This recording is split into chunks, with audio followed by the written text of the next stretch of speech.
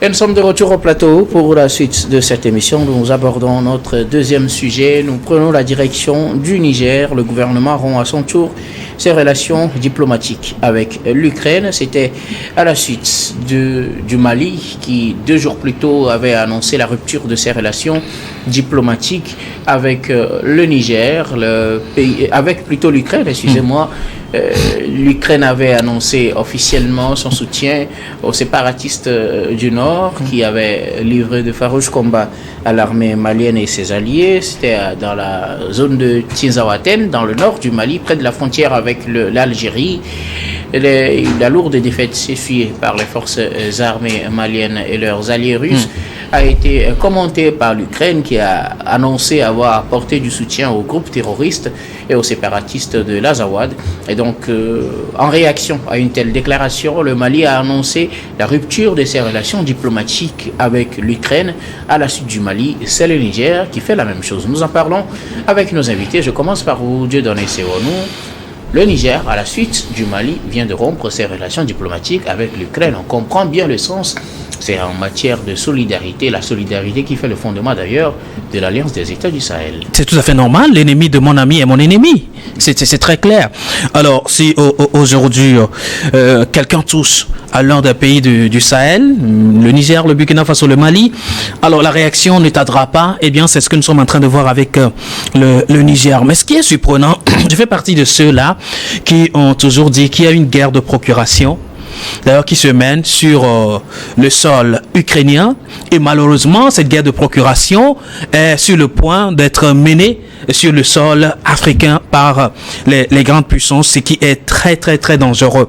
Alors pourquoi rompre ses relations diplomatiques avec l'Ukraine? C'est justement parce que le chef du renseignement ukrainien lui-même l'a reconnu avoir fourni des informations aux rebelles. Pour quoi faire? Dans quelle visée, dans quelle vision, dans quel objectif? Pour infliger une défaite à la Russie. À la Russie sur le sol africain. Pourtant, on sait que la Russie ne combat pas seule. La Russie ne combat pas seule et officiellement, personne n'annonce la présence de la Russie sur le sol, comment appelle-t-on, malien, à ce qu'on sache. Ce sont des partenaires de quelle couleur? Personne ne saura le dire de façon précise et officielle. Maintenant, pourquoi aller avec cette stratégie? Si l'Ukraine veut réellement dominer la guerre, ce qu'il appelle pas la guerre sur son sol, je ne pense pas que cela se passe sur le sol, malheureusement, africain. Mais moi, je dis, dans les contextes où un pays peut fournir des renseignements à un ennemi contre un autre pays, les contextes sont clairs, mais aucun de ces contextes-là n'est respecté dans le cas d'espèce avec le Mali et l'Ukraine. Je vous rappelle 1 et 2 de ces points. Lorsqu'un pays, les services de renseignement d'un pays peut fournir des informations aux ennemis d'un autre pays, c'est quand il y aura une alliance stratégique. Un pays peut partager des renseignements avec un ennemi d'un adversaire. En quoi est-ce que le Mali est un adversaire à l'Ukraine? Comment? Pour renforcer une alliance ou pour contrer des menaces perçues? Quelle est la menace que le Mali représente pour l'Ukraine? On n'en trouve pas. Alors, cela peut se produire également dans le cas des coalitions militaires ou de partenariats. Alors, je veux survoler. Au deuxième point, manipulation et désinformation.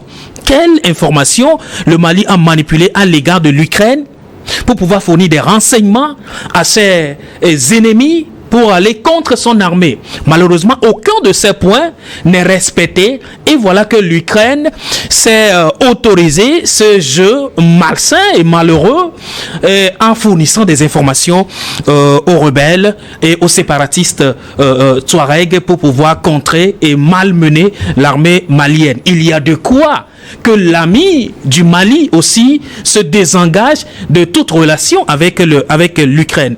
Et là, je le dis encore, il faut que les grandes puissances laissent les pays frères tranquilles. Les guerres qui se mènent de l'autre côté à des milliers de kilomètres, les Africains ne sont pas condamnés à vivre la même chose ici. Alors si aujourd'hui c'est au Mali, cela veut dire partout on trouve ceux qu'on qualifie de soldats russes sur le continent africain, il y a lieu d'engager une bataille, il y a lieu d'engager une guerre encore. Et là, vers où on est en train d'aller. Donc, moi, je comprends très bien la logique du Niger face à la rupture des relations avec l'Ukraine, car l'Ukraine s'est livrée à un jeu dangereux et très malsain. Merci beaucoup à vous. Je donne au nom Germain Pouli. Le Niger, à la suite du Mali, vient de rompre ses relations diplomatiques avec l'Ukraine. On comprend bien le contexte. L'Ukraine a annoncé avoir soutenu les terroristes dans le nord du Mali et qui ont livré une bataille farouche aux forces armées maliennes et les alliés russes. Et donc, en réaction, d'abord, le Mali a rompu ses relations diplomatiques avec l'Ukraine et à sa suite, le Niger fait la même chose. Oui, tout à fait. Vous savez qu'il y a une solidarité au sein de l'Alliance des États du Sahel, l'AES, et peut-être que le Burkina aussi va réagir parce que cette alliance a été conçue prioritairement pour les questions sécuritaires. Alors quand des pays se battent pour se libérer du terrorisme, et quand un pays lui-même en difficulté qui appelle régulièrement à l'aide internationale se vante ou se targue d'avoir fourni des renseignements qui ont permis de battre les soldats russes qui sont au Mali, sachant bien que sur ce front au Mali, il n'y a pas que les soldats russes, il y a beaucoup plus l'armée malienne, et que l'armée aussi a annoncé plusieurs pertes suite à ces combats-là. C'est dû qu'on s'est réjoui un peu du malheur du Mali, et le Mali était en droit. On ne se réjouit pas seulement du malheur de la Russie, dont on peut prétendre avoir combattu certains soldats sur le sol africain, mais le Mali a perdu, et pour le Mali, c'est un coup dur aussi dans sa lutte contre le terrorisme, et donc comme tel, il peut considérer l'Ukraine comme combattant, donc aux côtés des terroristes. Et les révélations ont été poussées un peu plus loin. Et aujourd'hui, on apprend que même des rebelles Touaregs auraient été formés donc en Ukraine pour pouvoir à l'utilisation des drones de type artisanal. Donc, c'est qu'on a donné même une formation militaire à ces rebelles-là. Et quand on sait que l'Ukraine elle-même, ces soldats sont formés par certains pays occidentaux, donc qui sont en Ukraine et qui disent qu'ils forment des soldats ukrainiens, et quand on fait le parallèle à ce que le Mali disait, que c'est les occidentaux qui formaient les terroristes, c'est avéré. On comprend aisément que c'est la vérité, puisque les mêmes occidentaux forment les soldats ukrainiens, et c'est en Ukraine aussi qu'on forme aujourd'hui les terroristes à l'usage des drones pour venir combattre des armées régulières dans des pays comme le Mali. C'est comme cette déclaration des services de renseignement ukrainiens vient conforter les accusations portées par le Mali au niveau de l'ONU, où le Mali accusait certaines puissances occidentales de former les terroristes. Donc si vous donnez du renseignement terroriste, et si aujourd'hui on apprend que vous leur apprenez comment utiliser des drones en Ukraine, est-ce que vous formez des combattants terroristes contre les États africains? Et cette maladresse-là de l'Ukraine révèle le grand jour ce que les Maliens disaient qu'une bonne partie de la communauté internationale ne voulait pas croire, ne voulait pas comprendre. Aujourd'hui, les Ukrainiens viennent apporter cette preuve-là que eux, et puisque même sont formés par des Occidentaux, des pays ont dit assez clairement qu'ils étaient en Ukraine pour former ces soldats, et former des terroristes sur le territoire ukrainien aujourd'hui, c'est que l'Ukraine et les Occidentaux, dans cette affaire-là, forment des terroristes qui ne viennent pas combattre la Russie en Afrique, mais qui viennent combattre les armées africaines qui se battent chaque jour pour se libérer donc de cette attaque-là qui fait beaucoup de mal dans nos pays. Et donc c'est totalement triste qu'un pays comme l'Ukraine, qui se dit en difficulté et qui demande de l'aide un peu partout, qui accuse la Russie d'être la cause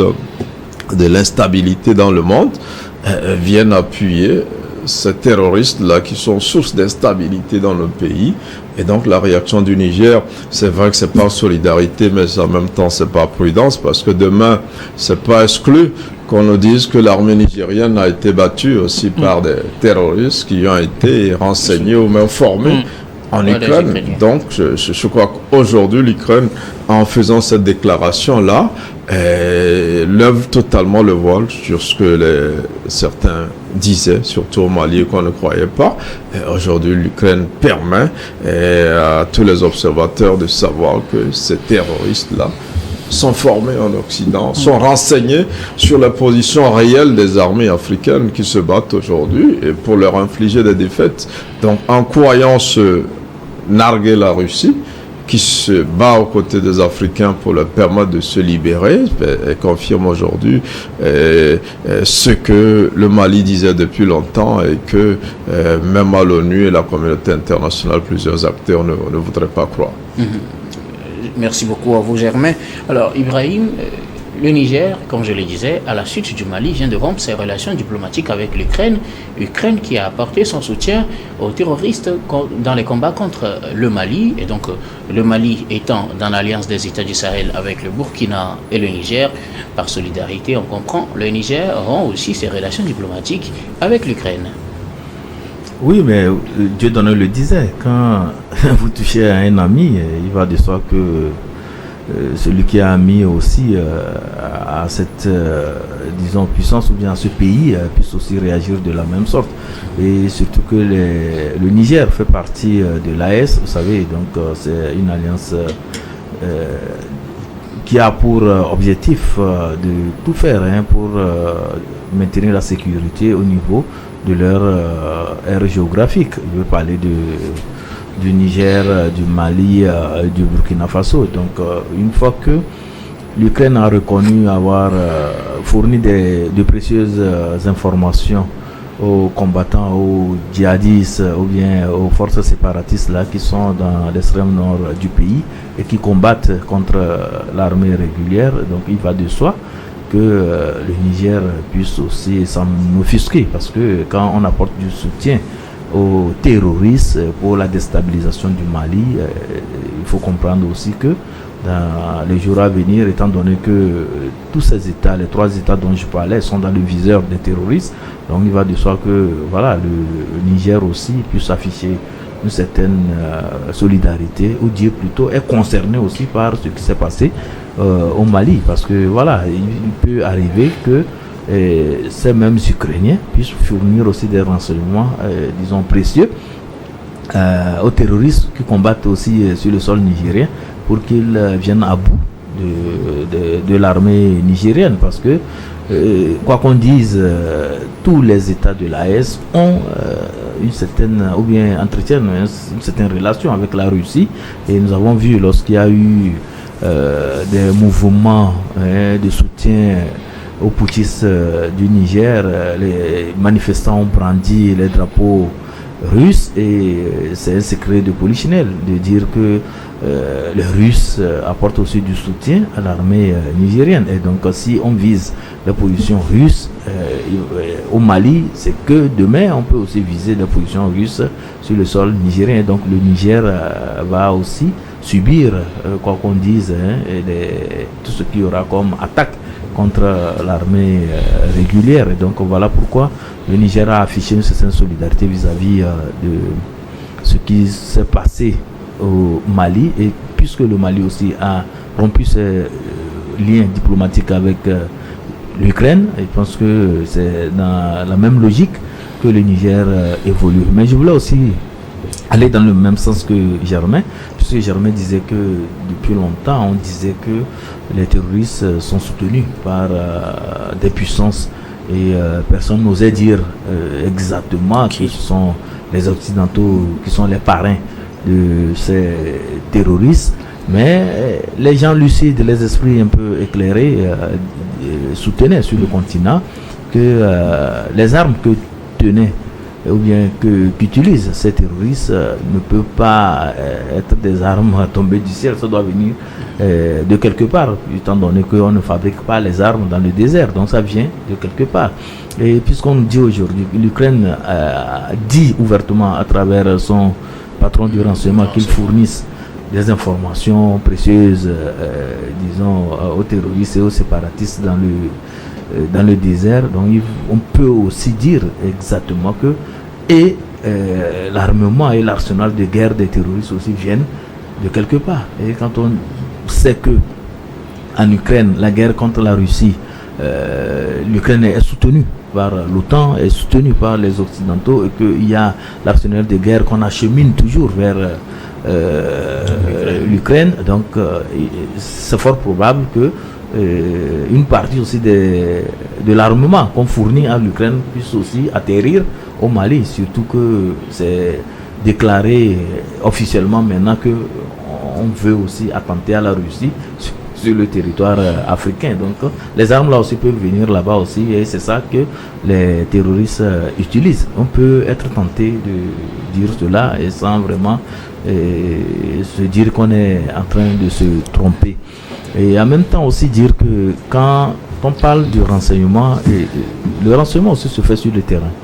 Oui. Et donc on peut dire aussi clairement que au-delà de ce qui se passe, il y a des forces étrangères qui sont dans le désert là-bas, qui font la surveillance, parce que le renseignement, c'est pas forcément humain. Il y a aussi le niveau technologie qui est aussi utilisé, la surveillance par les drones et tout ça là, ou bien il y a aussi les appareils de détection qu'on utilise le plus souvent. Donc quand on a de ces informations précieuses sur les positions des forces du Mali, et disons avec leurs partenaires russes, c'est que on est sur le territoire, ou bien on opère peut-être pas loin du terrain des opérations. Donc il faudrait déjà que les pays africains, parce que de façon générale il va falloir que les pays qui ont des partenariats avec la Russie commencent aussi déjà par s'inquiéter. Ils doivent commencer déjà par se dire qu'ils peuvent être aussi la cible de ces terroristes à tout moment, ou bien que voilà, l'Ukraine peut aussi leur porter des coups lorsqu'ils sentiraient que la Russie est en train de progresser en matière diplomatique avec ces pays. Et là, il ne s'agira pas seulement de l'AES, les autres pays aussi qui sont sur la côte ou bien en Afrique centrale doivent aussi commencer déjà par prendre des dispositions vis-à-vis de l'Ukraine, parce que ce qui s'est passé dans la ville de Tizo-Athènes, sincèrement, c'est une lourde défaite qui a été infligée à l'armée malienne et aux forces russes qui opèrent aux côtés de l'armée malienne. Et donc il faudrait déjà commencer par prendre des dispositions. Je parle des pays qui ne connaissent pas pour le moment des attaques terroristes, ou bien qui connaissent des attaques terroristes aussi, de savoir en même temps qu'il y a, en dehors des terroristes, il y a quand même l'Ukraine aussi qui pointe son nez et qui peut aussi constituer un obstacle, ou bien qui peut être aussi, quoi qu'on dise, un élément qu'il faut surveiller de près, parce que capable d'apporter son appui logistique et son appui en renseignement aux forces de mal qui sévissent un peu partout en Afrique, qui sèment la terreur.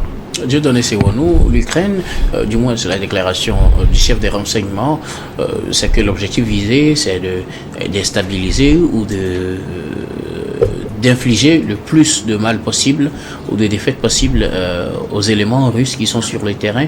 Alors tous les pays où la Russie intervient doivent-ils prendre des dispositions contre l'Ukraine, ou doit-on attendre, peut-être espérer que cela ne se limite seulement au Mali? Est-ce que l'Ukraine a fini de combattre la Russie sur son sol d'abord, avant de chercher à la combattre sur le continent africain? C'est assez dommage. Je fais partie de ceux-là qui disaient, ou alors qui ont toujours soutenu à ce plateau, qu'il y a quelque part dans le monde la fabrique des terroristes. Et vous étiez de ceux-là qui me posaient la question, ou précisément, je disais non. Puisqu'on ne le justement, voilà, vous venez de découvrir un point de fabrique de ces terroristes-là. Alors si des gens... Ou un point de soutien. Non mais écoutez, qu'est-ce que vous... Ceux-là, si des gens arrivent, on s'en tient au fait, on est là aussi la lecture des choses. Si des gens se servent des terroristes comme instruments pour atteindre des objectifs, alors ces instruments-là sont outillés où? Qui les outille? Qui les équipe finalement? Donc, c'est pour vous dire, aujourd'hui, l'Ukraine qui se victimise et qui appelle à l'aide occidentale. L'Occident même, certains pays sont fatigués, mais par les clauses européennes, sont obligés de fournir des armements à l'Ukraine. Voilà que l'Ukraine ne s'intéresse plus à sa stabilité là, mais plutôt à déstabiliser le continent africain, et on laisse faire si cela n'entre pas dans la logique de ceux-là qui l'équipent. Malheureusement, ceux qui se servent, non mais comprends qui veut, ceux qui se servent de ces terroristes-là pour atteindre leur objectif, ce sont ceux-là aussi qui les fabriquent. Si l'Ukraine a pu dire ouvertement qu'elle a fourni des informations, pas à un groupe, mais à des terroristes. Vous comprenez ça? Alors, qui fournit? Bon, selon eux, c'est aux séparatistes, mais on sait que les séparatistes sont avec les terroristes. Et voilà. Justement. Qui fournit des informations séparatistes ou alors à un groupe d'individus alliés aux terroristes est en train de faire quoi? Est en train de renforcer la capacité des terroristes et par ricochet est terroriste à la fois. Lui aussi. Donc vous voyez, aujourd'hui, l'histoire nous donne raison sur l'éventuelle fabrique des terroristes dans le monde et à quelle fin. C'est l'hypocrisie générale là que nous demandons qu'on décourage. Okay. La fabrication des organisations, oui. Ma question, c'est de savoir, là, ça commence par le Mali, oui, où on dit qu'on vise les positions russes. On sait que les Russes sont avec l'armée malienne. Doit-on craindre partout où il y a les positions russes que l'Ukraine fournisse des renseignements à tous les terroristes? Si je prends par exemple le cas du Niger dont nous parlons, parce que la Russie intervient là, il ne faut pas qu'on se trompe. Si je prends par exemple un autre pays bien loin de là, sinon on risquerait seulement de parler de l'AES. Si je prends par exemple le cas de la Centrafrique, justement, où la Russie intervient aux côtés de l'État, doit-on s'attendre à ce que l'Ukraine intervienne d'une certaine manière ou d'une autre auprès des groupes rebelles, par exemple en Centrafrique, ou au Niger, par exemple, au Burkina, ainsi de suite? Si elle a pu le faire au Mali, pourquoi pas ailleurs? Voilà pourquoi nous disons qu'il y a un danger. Le danger, c'est qu'on cherche à faire du mal à la Russie en faisant du mal à ceux qui sont avec la Russie. Et c'est malheureux. On ne doit parler avec cette stratégie-là. C'est très mal pensé du côté de l'Ukraine, qui devra beaucoup plus se concentrer sur sa libération, parce qu'elle dit que la Russie est en train de l'envahir. Malheureusement, on n'est plus sur ce combat. Ça veut dire que l'objectif est ailleurs. L'objectif n'est pas sur le continent africain.